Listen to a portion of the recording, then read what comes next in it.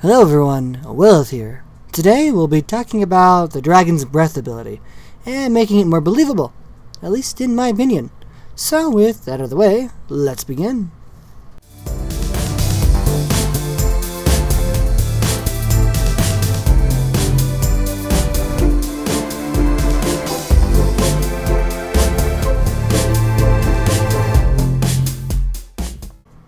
So, first off, we need to decide what magical theme our dragon will have. It could be fire, ice, electricity, acid, or even like some kind of poisonous gas. Or anything else you can really think of, to be honest. There's a lot you can do. Let's go with the usual fire. As a side note, once you pick the magical theme of your dragon, you can also make their scales and other aspects of the dragon related to the magical theme, like for instance fire immune scales and so on. Moving on with the fire breath, you can do other things to give it more of a spice, rather than it just being old-fashioned fire, such as allowing it to be hot enough to melt stone, or maybe it has a smell to it, so people can distinguish it between normal fire and dragon fire. Going even further, I think it makes it more realistic to give multiple purposes for a dragon's breath.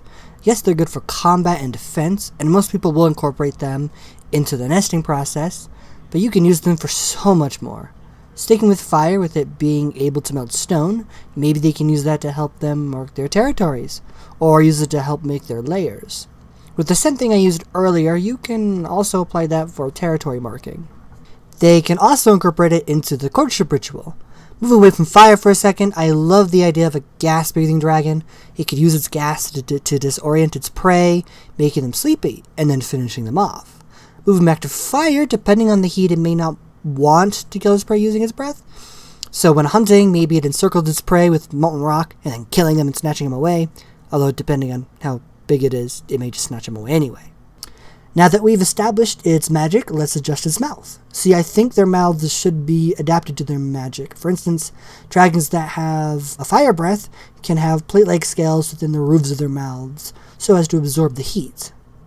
Dragons that breathe cold might have blubbery-like skin within their throat and mouth, so as to handle the cold. If these dragons were to interbreed, I wonder if their offspring would be able to handle a breath ability.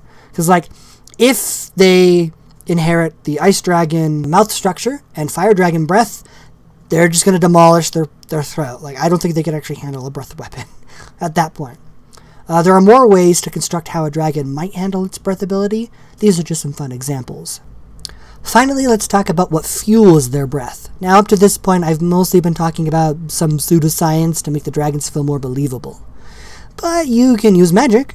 I just think when using magic, it should be explained, at least in part. I'll get more into this shortly. For fire dragons, they could eat some fire-reactive rocks and perhaps they generate gas. This can allow them to breathe fire when combining the two. However, I will admit that I'm not entirely sure how to make other breaths scientifically or biologically possible, such as ice or lightning. In these instances, you can do something interesting. And maybe for electrical dragons, they can have scales that attract lightning and can absorb that, and then release that energy as a breath attack. Again, not sure how the heck that would be biologically possible, but it sounds cool and believable, to a certain degree. Without getting into details, I think explaining these things can add much believability and cool behavioral aspects to dragons in general. Mostly the point of this series is to make dragons feel more believable, whether you use science or magic. I like to use a good mix. If you like what you see, please don't forget to like and subscribe. Going even further, I think it makes it much... Huh? What am I saying? Going even further, I think it what? Hold on.